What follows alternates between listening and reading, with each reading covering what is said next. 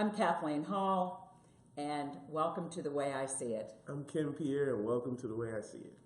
So here we are today, and I read a pretty cool article this week, which I found quite disturbing, that 67, almost 70% of us that are Facebook users or have an account get our news from one source, and it's from Facebook.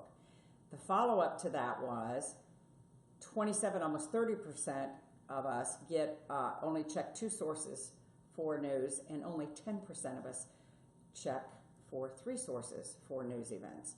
So I think the reason I am so concerned about it is that it's easy to be on Facebook because everybody I'm on there with, or a lot of my Twitter feed, are people that I love, or people that care about me, or subjects I'm interested in, or people that have the same philosophy, the same sociological or political ideology I do. So as long as I just go to Facebook, I'm getting fed the same pablum that I believe in, and the stories can be generated of what I want to see. Whereas when I choose 3 to 4 other news sources, be it I don't care if it's the Wall Street Journal, the New York Times, the Washington Post, ABC, CBS, NBC, more centrist news places, and peruse those, at least it's pulling me out of my comfort zone lots of times. The stuff wow, I didn't know that. And again, it's a time, Ken, that I really, really believe that we are called in this time of flux and confusion in the world. I really think we're called to be better stewards and better citizens, and withdrawing from the media or withdrawing from any part of the news, I don't think that that's our option. It's not the best choice. I agree. I have been a person that would get news from Facebook, but I felt Facebook, especially with the elections and fake news allegations, that wasn't the best place. So, like I feel like a person that has an intellect would go out to peruse other sites, and like I believe Facebook is not one of the best sites. I feel like Twitter would be more reliable because it's more raw. It's more like these people they're social justice warriors. Right. So even though there's bias, there's more truth to that than the fabricated things that you're seeing on Facebook. So I can't.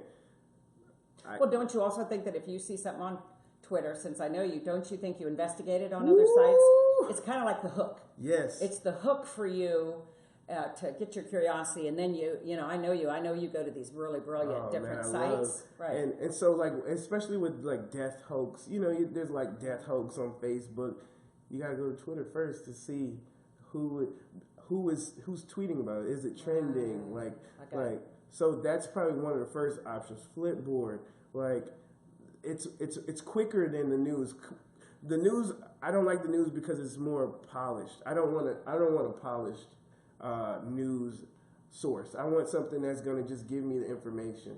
So there's other sources, but you definitely have to do your due diligence and check other sources before you just go just to Facebook or just one like BBC or. And again, remember, 10%. 10%. Do check 3 sites. Because nowadays people just look at headlines. Clickbait. Well, clickbait, and our attention span has gone longer. So listen, we need more than ever with the environment, social justice, the political realm, the divisions in not only our country and the world right now. We really need to be informed so that when you're at lunch, when you're with somebody and somebody says something, you can go, hey, you know what? You may want to check that out in the whatever source it is. And then the other person goes, really? And go, yeah, do you want me to send you the article or the link? And so, just to find out more about it. But if you don't, then you can even cause an argument, and neither of you really know what you're talking about. I have a shirt that says that I'm an alternative fact checker. Yeah, great.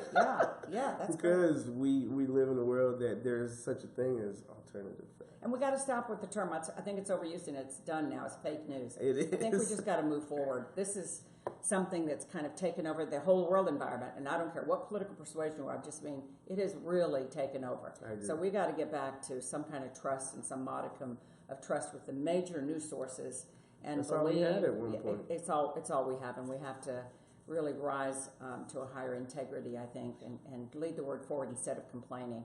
and casting stones at everything. I think that I agree. we really do need to be leaders in this field. So that is the way I see it. So thank you for joining us this week. And I'm Kathleen Hall. I'm Ken Pierre, and this is the way I see it. Have a great night.